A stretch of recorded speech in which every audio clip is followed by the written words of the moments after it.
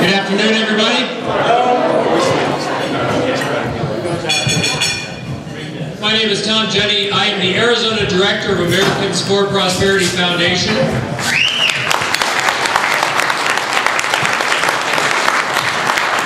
Can you all hear me pretty well? All right, good, good. I often don't need a microphone. I'm loud enough. We are here to talk about the Ryan budget plan, but before we do that, I thought we ought to do two things, which is one, to honor God, and two, to honor country. So if you'll stand up with me and sing God Bless America, I think that'd be a pretty good way to start. It goes for anything, but most of the problems that we have had collectively in the last few months has been from people like Acorn and SCIU and things like that. So that's why we have that security notice. So if you are rowdy and disruptive, we'll ask you to leave, and we'll try it again at the next event. We'll try you again at the next event. Another ground rule is we're taking questions on these 3x5 index cards. That's mostly to speed up the questions so that we don't get any speeches from the floor. And I'll try to ask the question, stay true to the question that you had. If you feel like the congressman really didn't answer your question, feel free to kind of wave a little bit. You know, if that was your question, you really don't feel like he got to it, maybe he'll pick up on the signal and try to answer the question a little bit more deeply. But one of the rules we're going to try to hold the congressman to is to only spend about 2, maybe 3 minutes answering questions so that we can get through your questions. Because as you know, some congressmen, not this one, but some congressmen have this terrible habit, congresswomen too, of spending 20 or 25, 30 minutes answering their favorite question and then not getting to your question. So we're actually going to try to speed things up and make sure that we get a good exposure here for what's on your mind and what's on your hearts. This is a hugely important issue that we're dealing with. This is, in my opinion, the biggest issue, is what does this country do to keep from going bankrupt? We are technically, I think, bankrupt at this point, when for the next 75 years, as far as the eye can see, you do not have revenues anywhere close to being able to pay for everything that you promised to people. You are a bankrupt country. And that is the problem that the United States faces right now. And just to put some numbers on it, the simple math on this, if you count up all of our unfunded liabilities, everything that this country has promised people, one way or another, explicitly or implicitly, the things we've promised everybody that we're going to pay out through the federal government and to some extent through the state governments, if you take all of that and you count it up over the next 75 years, the ballpark figure is something like $100 trillion. Now, none of us really has any idea how big $100 trillion is, so I'm trying to break that down a little bit. But just make sure you understand, Medicare alone is $38 trillion of that unfunded liability. When you get into Social Security, it's around $8 or $9 trillion. It's actually a small problem when you look at the big problems. When you start counting up everything that we owe over this long period, that we do not have an income stream, we do not have a revenue stream to pay for, it's upwards of $100 trillion. And there's a whole bunch of stuff happening at state levels with state debt that eventually the federal government's on the hook for. You've got the Pension Benefit Guaranty Corporation, which exists to bail out private sector pensions, many of them created by unions, very lavish pension funds that are going bankrupt across this country. We have a habit in this country about every 10 years of bailing out an entire industry. Sometimes it's real estate, sometimes it's Wall Street, sometimes it's a combination of real estate and Wall Street, as we've recently seen. We also have a habit of getting into wars. How many of you think we're not going to get in any wars in the next 75 years? We have a habit of getting into wars. All this stuff adds up. $100 trillion is a big ballpark estimate. If you take that $100 trillion and you divide it by the 91 million kids in this country, people who are under the age of 18, that's about 90 million people in this country are under the age of 18. Unless they live in Chicago, they've never had a chance to vote for Congress.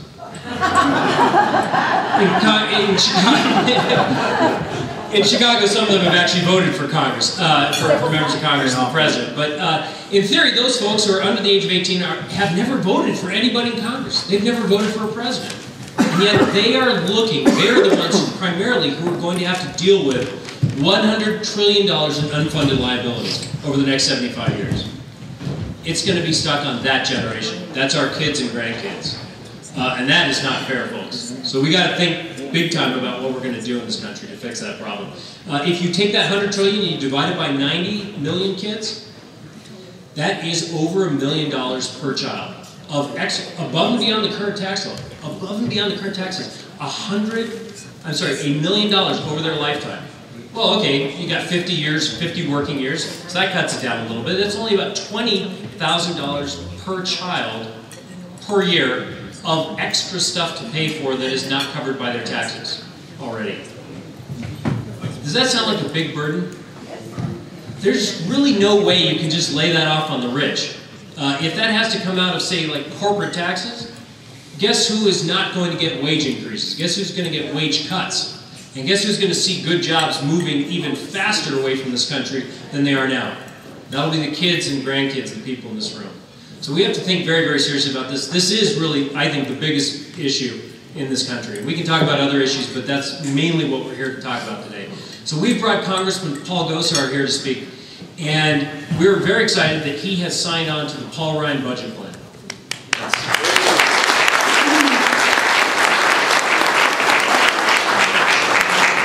And we don't think the Paul Ryan, at least the people of my organization, don't think the Paul Ryan plan is 100% perfect, but we also think it's basically the only game in town. It's the only plan out there that's been scored by the CBO. It's the only plan, really. The president doesn't have a plan. We'll talk about that, I'm sure. It's the only plan that's out there that is actually on paper and has a chance of solving this long-term proposal. Nobody else has a plan like that. The Republican Study Committee has actually, in some ways, a more conservative, better plan. The way I think most people in this room would like their plan better. The question then is, can you actually get anybody in Congress to vote for it? And that's a question we can talk to Congressman Gosar about. But anyway, as far as we're concerned, the Ryan budget plan is the starting point for all the discussions we need to have in this country. And so we're very proud that Congressman Gosar voted for that plan. And we're also very proud that he's here in the room to help us talk about that plan, what's in it, and how it's going to affect everybody. So what we're going to do with him, with his permission, is we're going to have him come up and he's going to give some introductory remarks for about 10 minutes. And then we're going to, like I said, go rapid fire through a lot of questions and make sure that we try to cover as much ground as possible. So I appreciate you bearing with us, and I appreciate your participation and the fact that you showed up here today on a Monday at lunchtime to be here and try to solve some of this country's big, big problems. So thank you. Ladies and gentlemen, please welcome Congressman Paul Gosar.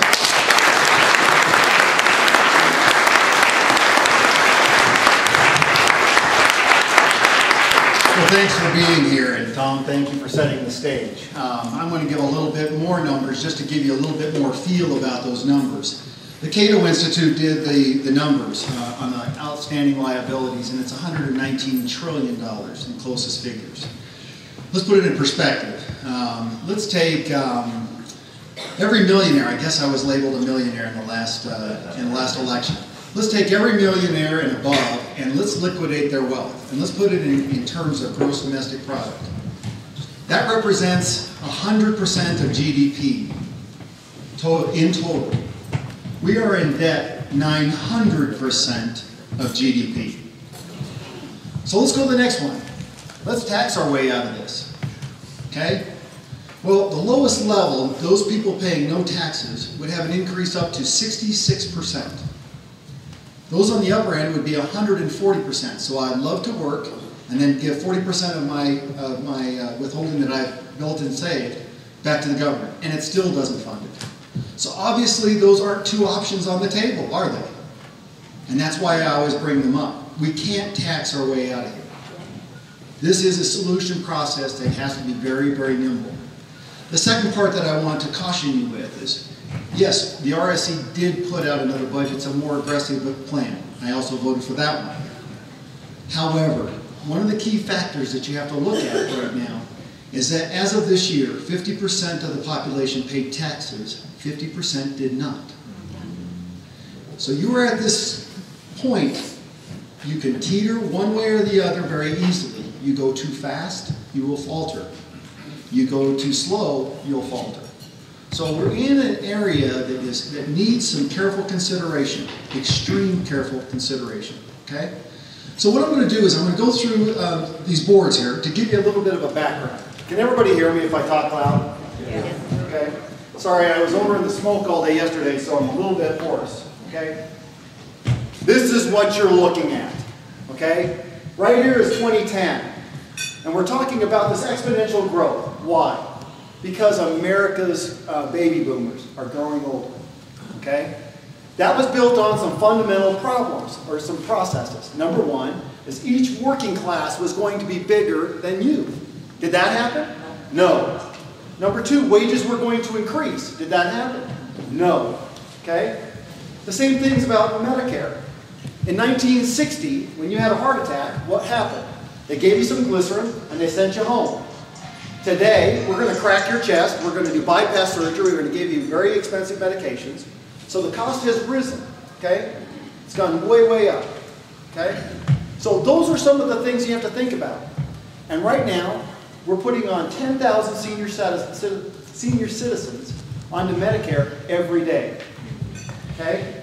Why is option keeping what we got going not the right answer? Well, first of all, Medicare got changed in the 111th Congress. This president, last Congress, cut $500 billion from Medicare.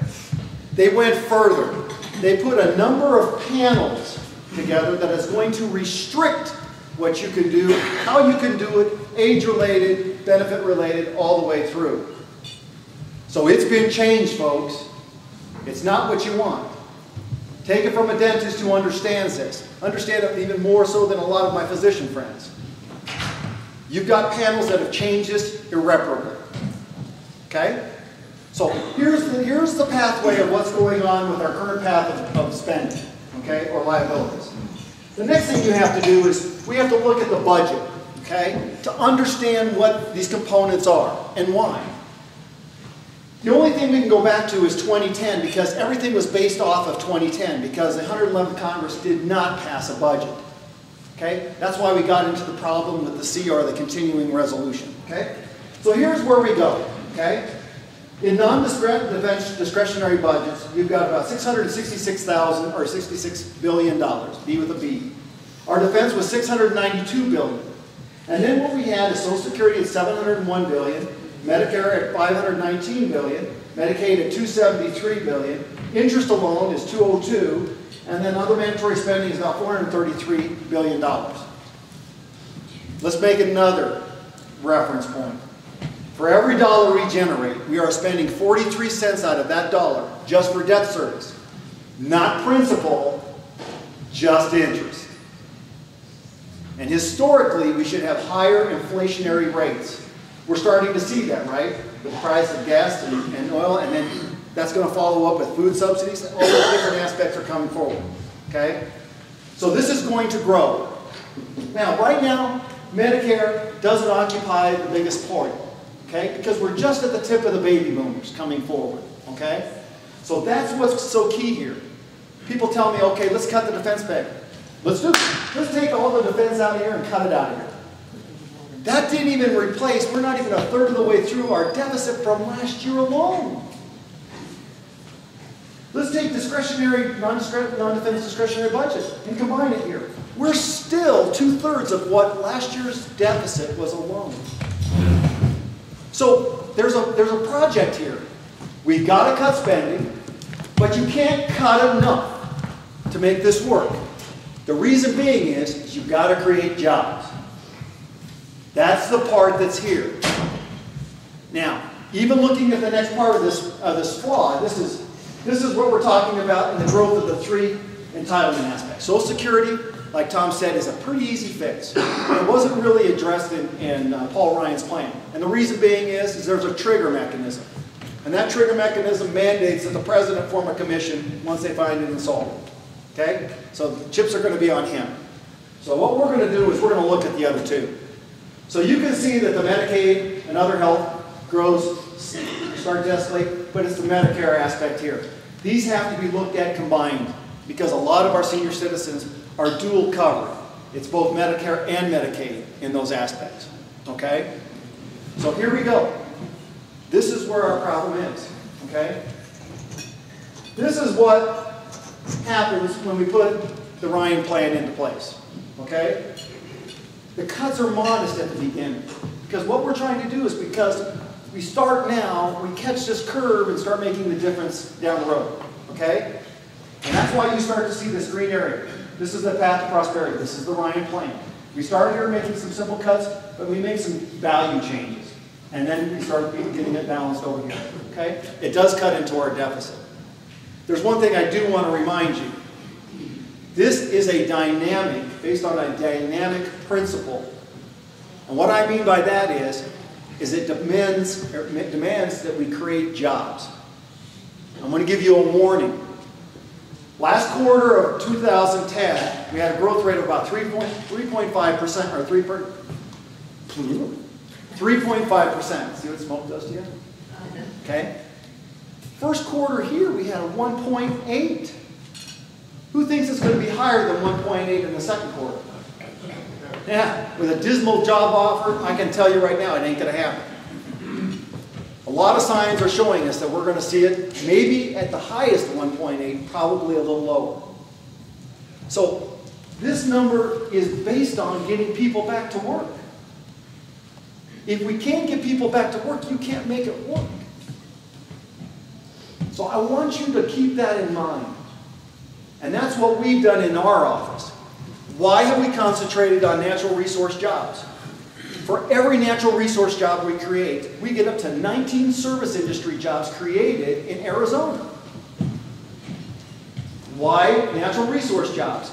Typically, they're investment or money coming from outside of the state that's untapped by the federal government that starts playing in our communities. Every dollar generated as a natural resource job circulates in our towns or local communities 4 to 5 times, and then in our state 7 to 8 times. Okay? And it's something that the federal government doesn't have their hands on. Thomas Jefferson was more worried about banks or standing military. The banks. And the federal government has got their hands all over them. These poor bankers, and I hope that you go up to them and start working with them. Because these community banks that were so part of our community and our economy can't give you a loan. Because it's the federal government telling them which one they can and which one they can't. That's where we are. So, I'm a businessman, been a businessman for 25 years in a very high overhead profession. My overhead in my dental practice was 73%. I'm very efficient with numbers. I understand those numbers very, very well. But you also have to have lines of credit. We got lots of people that want to start businesses. They just can't. And we're not providing them an environment to want to hire people. When you don't know what this healthcare bill is all about, when you don't know what your tax rates are going to be, when you don't know what's coming out of Washington, when you don't know what the Department of Justice is going to rule on what laws they want to uphold and which ones they don't want to uphold, that's called uncertainty. And that's why companies are moving out. That's what we've got to change. So this is basically what it does. Okay? What does Medicare? I'm going to tell you a quick story and then we're going to take the questions. Okay? Where are the changes? I told you that Medicare has already been changed. And last week before we came, thank you. Last week before we came on our break, we got to go talk to the president as a Republican caucus. Okay? And a young man stood up. Well, he's younger than me. Paul Ryan. And he addressed the president. And he said it this way. Sir, I want to take a little extra time to explain my process to you so that you understand. Because you don't understand. With all due respect, you do not understand what we're talking about. Okay. The first proposition on this is if you're 55 years or older, Medicare is the same. You're not going to see the changes. But for everybody underneath that 55, and I'm 52, we're going to have what they call premium support. It's the same thing I'm entitled to as a congressman. I don't take it. I have my own private insurance. But it gives you opportunities to have reimbursement. Let's say that I'm a millionaire. Once again, I was a millionaire in the last election. Okay? So let's say that I was on Medicare. I would have to buy that premium, and I wouldn't get any premium support. But let's just say that I have no income and I'm on Medicare. The government's going to help support me in that premium. I still have to make the choices.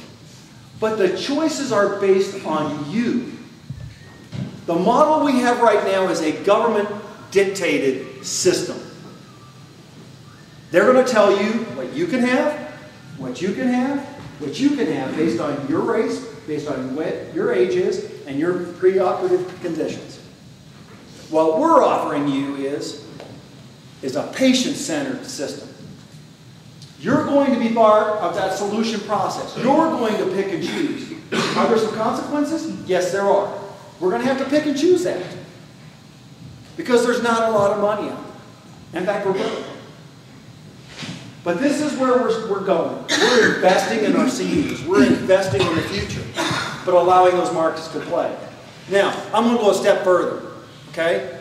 Everybody comes back up to me and they say, well, there's only a few medical plans that are out there. I happen to be the dentist that was pushing revocation of the McCarran-Ferguson Act. And basically what it says is insurance companies talk about you. They share all your information. Okay? They even know what they're going to pay the docs in their premiums. So what my bill basically says is they got to play in the same game like we do. That if we're two dentists, that Charlie and I are dentists, we can't talk about price fixing. But insurance companies do. They know exactly what they're paying on Medicare and Medicaid premiums, as well as in the private industry or private marketplace. I want them to succeed. But I want them to do it horizontally or vertically. Not sharing the information, but competing against each other. So what I'm telling you is I'm that guy that wants to give you more options. That I want that customer service based upon that. That they come and they say, John, we want to sell you this plan. How can we help you? How can we put this together? And we're going to build this premium. And what that's going to happen is then we'll submit it, and he'll get some premium support. If he can afford it, can't afford it, he'll get premium support. If he can afford it, he won't. That's the basis of the free marketplace. Okay? Under the government plan, how many docs have started saying they're not seeing Medicaid patients and Medicare patients? Do you know why? The reason is they can't make it work financially. And if you're a business, you got to be profitable to offer your products. It's absurd that somebody doesn't even understand that principle. And our president obviously doesn't. And neither does the Senate. I will be that bold. Because the problem is the Senate. The problem is the president. So some of these changes, what we ask of you is to share this. I'm not here to push Granny over the cliff. I'm trying to save Granny over the cliff that's being pushed by the Democratic Party in government health care. And you know what? I can actually even prove it another way. What group of people has been on the government rolls and government health care the longest? No, Native Americans. Do they like it? Absolutely not. They want out so bad, they're privatizing. And they actually have some rules that I said from day one when I ran. If you want to privatize away from the federal government, count me in. We're currently doing it with the San Carlos tribe. We're working with the Native Americans up in the Navajo County. Anybody, everybody, I'm coming to help you. I do understand insurance law. Because when insurance companies came to take over dentistry, guess what dentistry did? We built our own insurance company. Called Delta Dental of Arizona, Delta Dental of California, Delta Dental of Florida, Delta Dental of Texas, Delta Dental of Michigan. I do know what I'm talking about. And so does Paul Ryan. What they're doing to you is scare tactics, and it's wrong. You know, in the last election, we heard about that big boy and big girl moment. Adults, that adult conversation. Well, here it is. I was also told that when you set the numbers out there on a factual basis, the numbers set you free. Folks, I'm free. I'm happy to discuss this with any Democratic group, any adversarial group. This is what we've got to do to save this country. This is your moment. How many veterans do we have here? Raise your hand. Were you born just to serve this country in that time? No, you weren't. The issue came up and you served. And that's exactly what's happening right now. These conditions have been brought forward. Are they a little bit of all of us? Yes. We're all a little bit guilty for this situation. We are. I am too. That's why I ran. But now it's what we're going to do with it. Are you going to be the Americans, like every other American, that when a crisis came, you answered the bell? Or are you going to sit back and allow this to happen and go broke? Last but not least, everybody says this is going to change Medicare. It's already been changed. In fact, the changes that were caused by the 111th Congress now shows us that we've lost 5 years on Medicare by creative numbers. Here's what's happening. That's based on those dynamics of putting more jobs out there. That's also based on there that people got work and they're not coming in and retiring into these plans. We're seeing more numbers. I suspect, and you're the first group I'm going to tell this to, stay tuned, that 5 years of insolvency that just came back off, you're going to probably add another 3 or 5 years. Just because when they do the real math, you're going to find it's insolvent even quicker. And that makes cuts coming faster. I don't want CMS, Central Medicaid Services. I don't want Catherine Sebelius and Health and Human Services to dictate my health care. And I don't want her dictating to me what America and health care and my liberties are all about.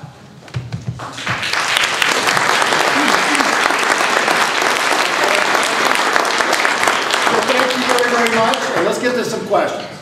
Apparently Joy from Flagstaff is not scared at all about the Medicare plan. In fact, she wonders, can people over 55 opt for the premium credit instead of going on straight old-fashioned Medicare so that they can purchase private insurance? Well, that's been something that's been brought up, and I'm sure what we've tried to look at is having some ability for people that want to come off of that and not go on the regular Medicare program to opt in. That's the flexibility that we want. And that's a flexibility, Joy, that we don't see in a lot of government rules and regulations. So thank you. And Paul, the reason that I want that option is I want to be able to get if I, God forbid, need the care, I want to be able to get the care. Free is wonderful, but what good is it if you can't find a doctor or you can't get the coverage? So I want to be able to get private coverage because then I think I'll get care. Well, and that's why what we want to look at is all those options. Health savings accounts. We want to bump that up. Because what happens, when that's your dollars, you're going to make those changes very differently. I do a lot in dentistry. This is what we could do on your insurance plan. This is another option. You have a choice of using that money, and you know your money better. We wanted to keep all those flexibility aspects and increase them to allow you to have the maximum amount of options available. Next question we had a few questions about border security, and the basic thrust is if you look at the Heritage study that they did a few years ago, a blanket amnesty might end up costing this country about $4 trillion extra every 10 years, every decade going forward. That would seem to add to this burden. I mean, it would seem like a drop in the bucket, but it starts to add up. And so the question would be, what can we do about border security that enhances our fiscal solvency? Well, first of all, we got to have the Department of Justice adjudicate laws or uphold laws that are on the books, not pick and choose them. That's number one. We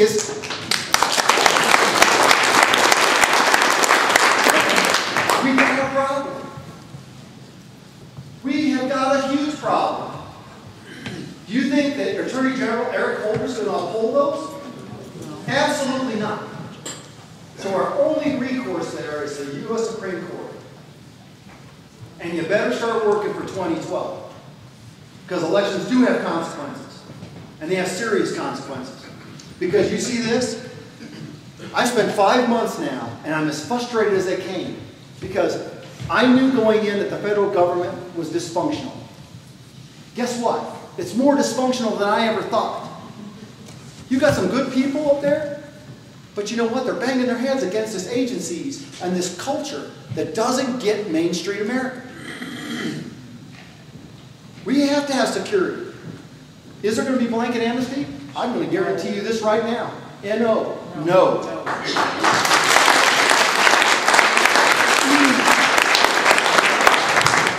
Next question, and this goes to the point I brought up in the email I sent out to everybody, is that everyone's got to put their sacred cow up on the block, and one of those sacred cows for a lot of Republicans, especially in the center part of the country, are agricultural subsidies. And I guess the question that came here is, aren't they outdated? Do American farmers really need this money? And can't we do away with these subsidies? Well, the first thing that I do, remember I've been sitting at chairside this close to people for 25 years. So I don't know everything. And one of the things I promised you was to come and visit and see and understand all the issues. And you know what? In our district, we have about $3.8 billion worth of agriculture industry through the CD1 alone in our southern part of our district. Fabulous. Guess what their answer is? Absolutely, put it on the table. But let's do it all the way across the board so that when we're looking at subsidies, it's equitable, not just agriculture, but also clean energy, all the energy sectors, anything on the board.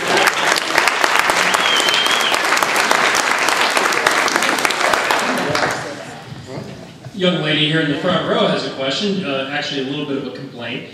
Judy wants to know, when she calls your office in DC or Prescott, she's a little concerned that she doesn't usually get a yes or no when it comes to how are you going to vote on this budget. And she contrasts that, used to live in Bob Dornan's district, and I guess every time and when you call up Bob Dornan, his staffers always told you, yes, the congressman's in favor of this or opposed to this. And so the question is, are you going to make your staff report yes or no answers on when people call in about how do you feel about this bill? We're trying, folks. One of the things that has come up in this Congress that's a little bit different than everything else is the Open Rules Amendment. And what I want to do is share that with you. In the last Congress, if you were in the minority, you did not get anything submitted. You had a chance in committee to talk about it, vote up or down. When it went to the floor, you got a vote to recommit and a vote against it. So what ends up happening is this speaker has even allowed the minority to have a voice. And that's the way it should be. Everybody ought to have a voice. So to give you an example, in the continuing resolution, we had over 800 amendments. The problem I've got when you call and say, how am I voting on that CR? I can't tell you because those all those different amendments change the perspective. We're trying to get there, okay? But I also have something in my office. Every single of the people I was hired, and we've got Anthony and Penny here somewhere, and they can validate this. Everybody was hired in my staff that when we come to the table with amendments or a bill, if you disagree with the way I sit, you come to the table and argue it. You throw down the gauntlet, give me everything you got so that we know the issue through and through. Okay? That's what happens. We are overwhelmed with what's going on in Congress. We've had something in the last bill, just the Department of Homeland Security, this appropriations bill we had, almost 150 amendments that we were following and watching. Any which one of those could have changed my outcome on that bill. Okay? So those are the things we're trying, but the rules are different than what they've been in the past. I understand about riders, I understand that. Well, it's not just riders. These are amendments that change the integrity of the bill.